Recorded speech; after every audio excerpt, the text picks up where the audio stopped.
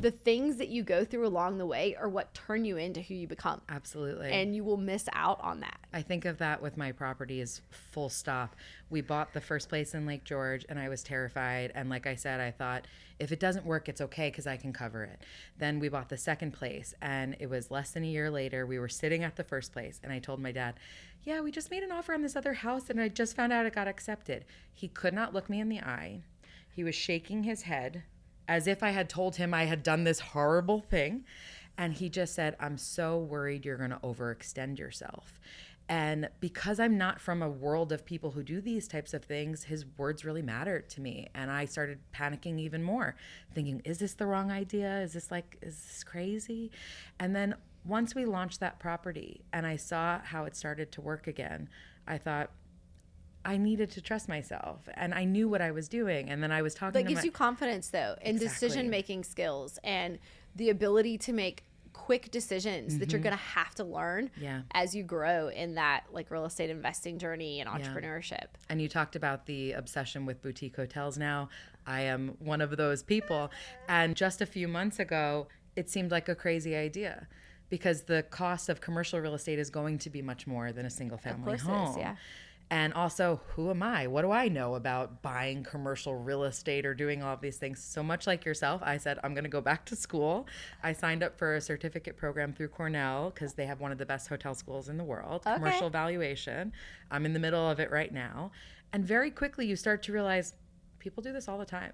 People do this all the time. And guess what? They don't have the money either. Also, people who are not as smart as you are. Yeah. Because sometimes you meet them and you're like, bro, if they can do that, I can do this. Exactly. I mean, most of the time, right? Except for this conference. All these women are amazing. So, but a lot of times it's like, well, if I just try hard and figure it out, I can figure it out. Okay, so I'm curious, how did you leave the world you were in? Oh my gosh. To transition to this one?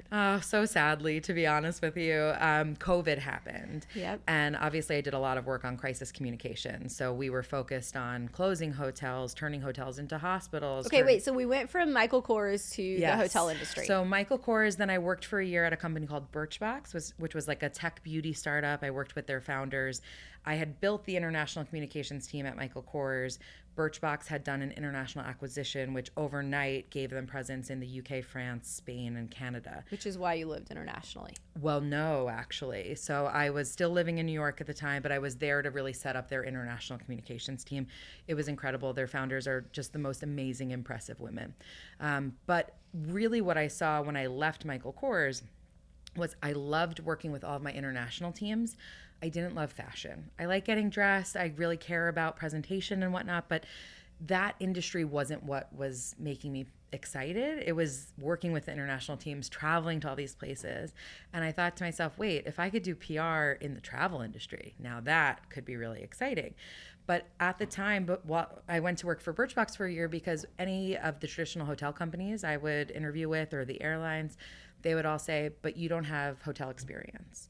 And I'd say, yes, but I read all the trade publications in my free time. And actually, people aren't just thinking about booking trips when they're only reading the travel publications. So I could bring a really creative mind to like, how do you get exposure in fashion? And how do you get exposure in other places? And I had all my great PR answers.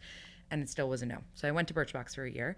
And then Starwood Hotels and Resorts opened up a role looking after global PR for W Hotels and Le Méridien, my absolute dream job because I was a W-obsessed person.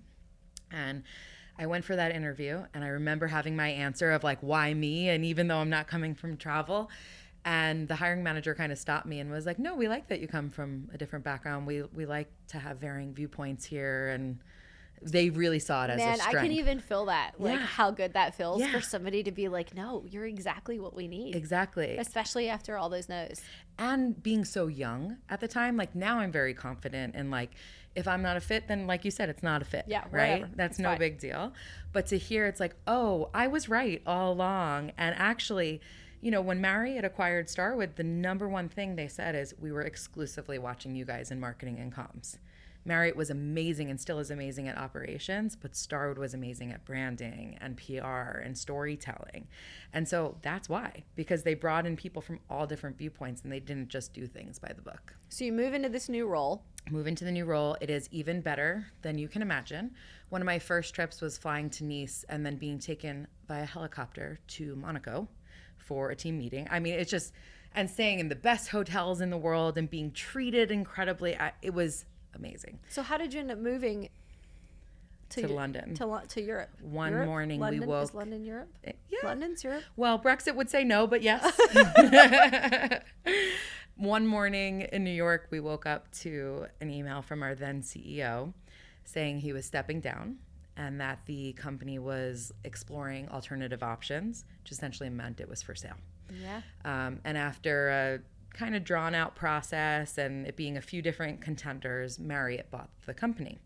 So we went through this big acquisition process, and honestly, it was scary and it was sad because you saw like a lot of amazingly talented humans leaving the business, a lot of the senior level especially. But it was exciting too because I'm a hotel nerd, so I'm like inside for one of the biggest M&A deals of the history of hotels, really. And I was lucky enough to get a job looking after global PR for all of the luxury brands after that. So it became 8 luxury brands, including Ritz-Carlton, and they had Edition and Bulgari. And at that time, I knew my goal was to move to the UK. I had studied abroad there. I just loved it. I had gotten... Were you married yet? I was about to be married. So I was and you're 3 months from And you're from like, my husband, wedding. can we move to Europe? So I'm going whether you are or not. I reached out to the hiring manager in the UK and said, look, you're hiring for this job, which is essentially my equivalent on the EMEA team that I was for the global team. Would you consider me? I have dual citizenship with Ireland, so I don't need to be sponsored. I didn't tell my husband I was doing that. And only once she said yes and the process started going did I tell him. And then I got offered the job. And I said to him, I'm so happy in New York. Our life is fantastic. We don't need to take this job. I am fine to say no. And in the back of my head, I thought, if you say no, I will call this wedding off. Genuinely. Does he know that now? Oh, of course he does. Okay. Of course he does. I didn't want him to feel backed into a corner. Yeah. But I thought, if you know anything about me, this is my number one goal in life. Yeah. And I have set it up that he didn't need sponsorship to get a new job because of my citizenship. We had a dog. I figured out how to get our dog over there without him leaving our side. I figured out everything. And so you had your first baby there. And I had my first baby there. Okay. Yeah. So luckily he said yes to moving. 12 days after our wedding, we moved. Shut up. Yep. Okay. So you move across the ocean Yes. and you've got this new job. Yes. That sounds amazing, but how did you end up leaving this? So first of all, we're living 2 different lives, me and my husband. I am like frolicking down the streets, like life is so great. Look at In this your cute building. hat. I'm in my hats, like I'm with my hat people. And he's just like, it's raining and it's miserable and I hate it here. But then eventually he got on board and he loved it and everything. But I worked for the company for many years until COVID happened.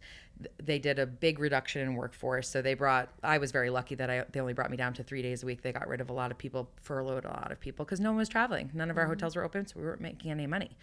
But really what I saw is that it was changing the way we would do PR for the foreseeable future for the organization. It was really offer driven, book now and get extra Bonvoy points or book now and get 20% off your stay. It just wasn't really creatively challenging for me anymore.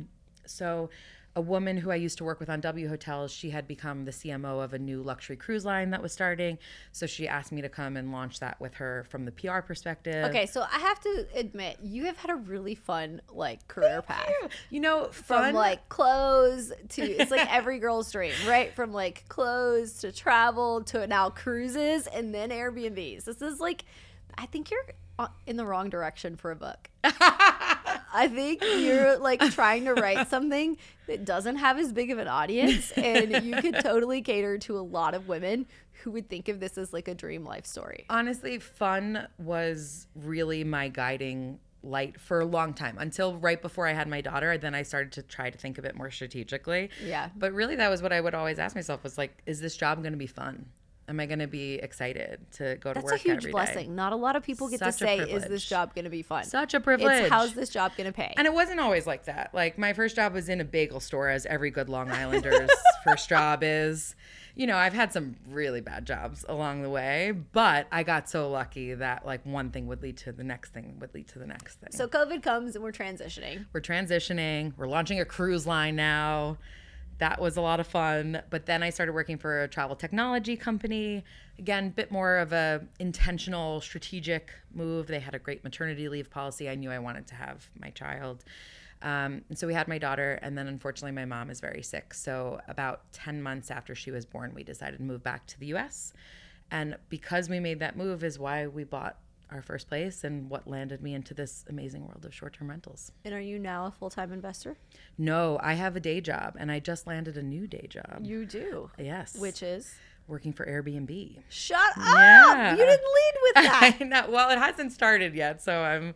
Yes. What are we going to be doing with Airbnb? Host communications. So taking my communications background and the fact that I am a super host and an Airbnb lover and putting that together to really share what the company is doing with hosts. And then I assume giving some feedback from the host community back to the company. Okay. So it's so interesting how all the things we do over the course of our life, like, come together to put you in the place that you're in. Yeah. Because all the skills that you've needed from all of those different backgrounds. Even my most recent position with a travel technology company, there was a little thought in my head at one point that said, imagine if one day I get to work for Airbnb because I've worked for this technology company. Wow.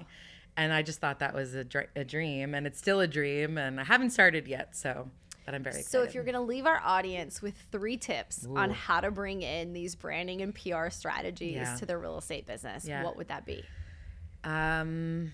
Decide what you want to be known for and really figure out a way to own that. Make that your key message. And instead of being for everyone, be specific. Absolutely. Absolutely. And don't wait for someone to ask you the direct question for that either. So I guess that would be the second piece of advice. You don't need someone to say, what are you known for? Or what is this? Or whatever. You can lead them into that as long as you are intentional about knowing what your message is. And the third thing is you can figure anything out. Honestly, I've had crazy, Think terrible... about how many times you've reinvented yourself. Yeah, and just I've had terrible landlord moments of septic tanks backing up and all these things that I didn't grow up in a septic tank. I don't know anything about it, but you figure it out. And each time you do it, it reminds me I can figure out anything. You can literally figure out anything. Yeah.